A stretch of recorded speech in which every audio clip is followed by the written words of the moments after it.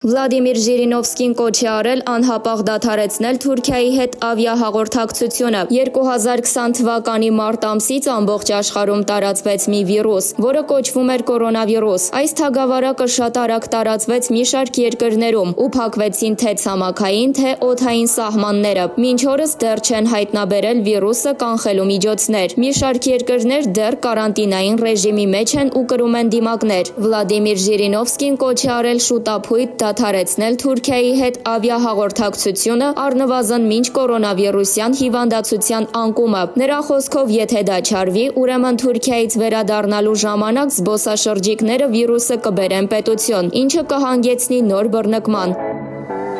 Հանրությունը փորձում է կռահել, թե առաջիկա նախընտրական գործընթացը ինչպիսի շեշտադրումների, բովանդակության եւ խաղի ինչպիսի կանոնների շրջանակում է անցնելու, ինչ է սպասում հանրությանը։ Շատ հանգամանքներ արդեն իսկ պարզ են կամ արդեն իսկ շատ կանխատեսելի։ Դրանցից մեկը թերևս լինելու է այն, որ նախընտրական շրջանում Հայաստանի համար անվտանգային, ռազմաքաղաքական, տնտեսական այլընտրանքների մասին որևէ խոսակցություն անմիջապես դաջվելու է ճակերտավոր հակառուսականության կնիքով, որը թերևս լինելու է առավելապես երկրորդ նախագահ Ռոբերտ Քոչարյանի ձեռքին կամ նրա թիմի ձեռքին։ Պոզներին տված հարցազրույցում Ռոբերտ Քոչարյանն այդ իմաստով դրսևորվեց բավականին բաց, հայտարարելով նաև, թե չունի թաքցնելու որևէ բան։ Միևնույն ժամանակ ասել, թե այդ տրամաբանությունը կամ իրողությունը նոր է կամ լինելու է նոր, կլինի սխալ։ Բանն այն է, որ Հայաստանում նույն ճակերտավոր թրենդը առկա էր այն ժամանակաշրջանում, երբ դրված էր Հայաստանը եվրասոցիացման գործընթացից կտրելու,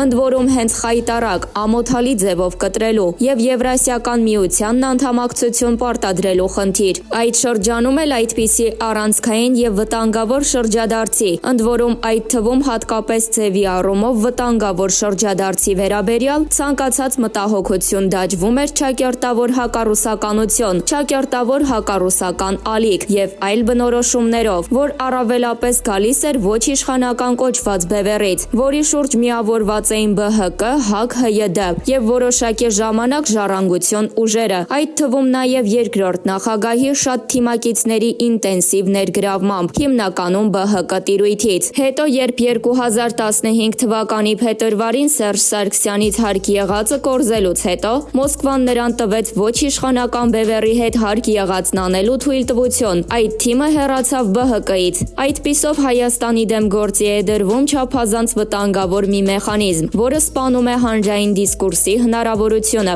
Իսկ հանրային առողջ դիսկուրսը պետական քաղաքական առողջության գրավականն է։ Պետական առողջ քաղաքականությունը միջպետական հարաբերությունների առողջության գրավական, սակայն մարդկանց, որոնք Հայաստանում իրենց դիրքը կապում են Ռուսաստանին հավատարմորեն ծառայելու պատրաստակամության հետ եւ Ռուսաստանի տնտեսա-քաղաքական վերնախավին, որը Հայաստանը դիտարկում է անվերապահ ենթակայության գոտի։ Պետք չէ հայ-ռուսական միջպետական առողջ քաղաքականություն։ Այդ պետք չեղածը թույլ չտալու համար էլ Հայաստանում որևէ ողջախոհ քննարկում, որը ենթադրում է առկա իրողություններին այլընտրանքային մոտեցումների դիտարկում, պիտակավորվում է ճակերտավոր հակառուսականություն։ Ամենազավեշտալին թերևս այն է, որ ըստ էության հակառուսական է այդ մոտեցումն ինքնին, եթե դիտարկում ենք նաև ռուսական պետականության շահի տեսանկյունից։ Ամենևին չկա Ռուսաստանին իր շահը բացատրելու հավակնություն, բայց ամբողջ հարցն այն է, որ ներկայիս ռուսական պետական քաղաքականությունը ոչ թե ռուսական պետական շահի, անգամ մեծապետական շահի, այլ Ռուսաստանի վերնախավի տնտեսական եւ իշխանական շահի վրա է։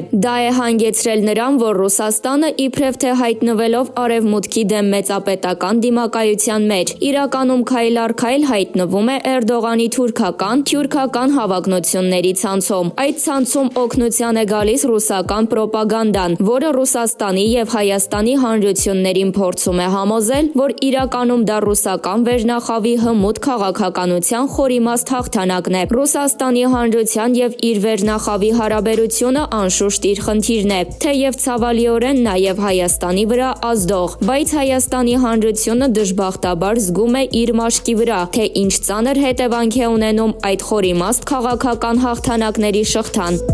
Մուրադովը պետք է իրեն ավելի զուսպ եւ հանգիստ պահի։ Պարոն Քոչինյան, Ինչպես եք գնահատում ներքաղաքական իրավիճակը։ Տեսակետ կա, որ ընտրություններից առաջ նպատակ է դրվել ապակայունացնել երկիրը, մեդիա գրոհ իրականացնել եւ այլն, ինչն էլ կարող է հանգեցնել Նիկոլ Փաշինյանի ավելի վաղ հրաժարականին, որքանով է իրավիճակը պայթյունավտանգ։ Քոչինյան, դժվարանում եմ ասել, արդյոք կա այդպիսի կազմակերպված մեդիա գրոհ եւ արդյոք կան ուժեր, որոնք կանգնած են այս ամենի հետևում, բայց մեկ բան հստակ է, որ իշխանություններն իրենց անխոհեմ վարքով, իրենց անգրագետ պահվածքով միմիայն նպաստում են, եթե այդպիսի միտում կա, այդ միտման իրացմանը, ինչ կարիք կար բարձրաձայնել գերիների վերադարձի մասին մինչև օդանավի վայրեջք կատարելը, եւ գերիներին պատկան մարմինները չէին տեսել, չէին տարել հիվանդանոց եւ այլն, նոր դրանից հետո բարեկամներին եւ հանրությանը տեղյակ պահեին, սա անխոհեմություն է եւ ամեն դրական լուր հանրությանը հնարավորինս շուտ եւ առաջինը հայտնելու մոլուցքը միմիայն վնասում է,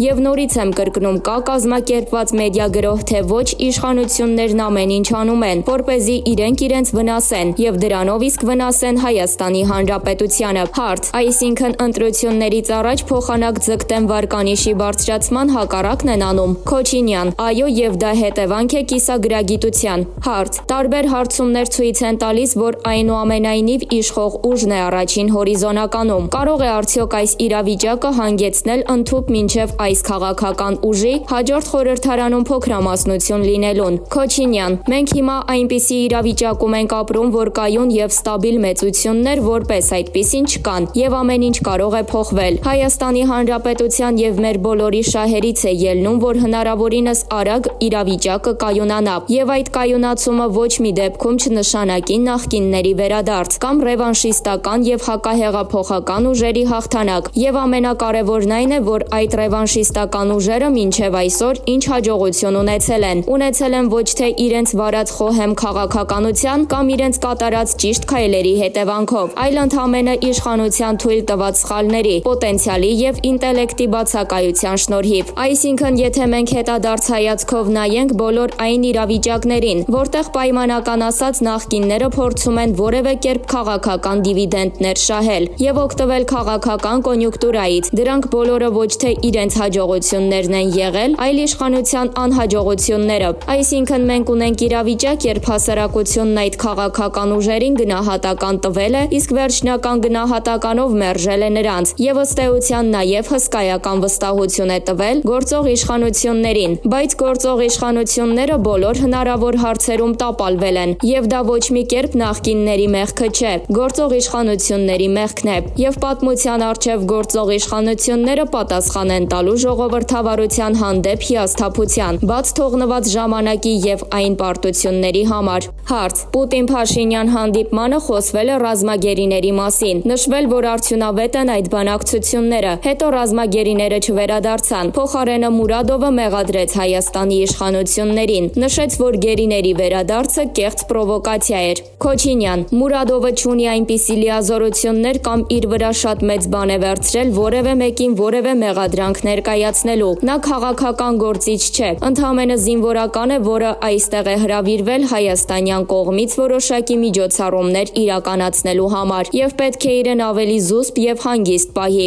Ես հույս ունեմ, որ իշխանությունների մեջ դեռ բավարար պոտենցիալով մարդիկ կան, որոնք կկարողանան իրեն դա բացատրել։ Ինչ վերաբերում է ինքնաթիռի հետ կապված խնդրի էությանը, ինձ թվում է, որ մեր ձեռքի տակ եղած լուրերը եւ տեղեկությունները քիչ են որևէ լուրջ վերլուծություն իրականացնելու համար, եւ ինչ էլ հիմա ասվի, գուշակություններ կլինեն եւ կլինեն առանց հիմքերի խոսքեր։ Կարծում եմ, որ որոշ ժամանակ անց ավելի շատ տեղեկություն հասանելի կլինի եւ մենք կհասկանանք, թե ինչու գերիները չվերադարձան եւ արդյոք ի սկզբանե եղել է այդպիսի խոսակցություն, թե ոչ։ Ամեն դեպքում ես նորից ուզում եմ նշել, որ իշխանություններն իրենց են հարվածում, իրենց անխոհեմությամբ, ինչն էր խանգարում 1 ժամ ավելի սպասել, ինքնաթիռը վայրեջք կատարեր, նոր աներ այդ հայտարարությունը։ Ես հասկանում եմ, որ խանգարում էր մոլուցքը, հասարակությանը ավելի շուտ եւ առաջինը տալու։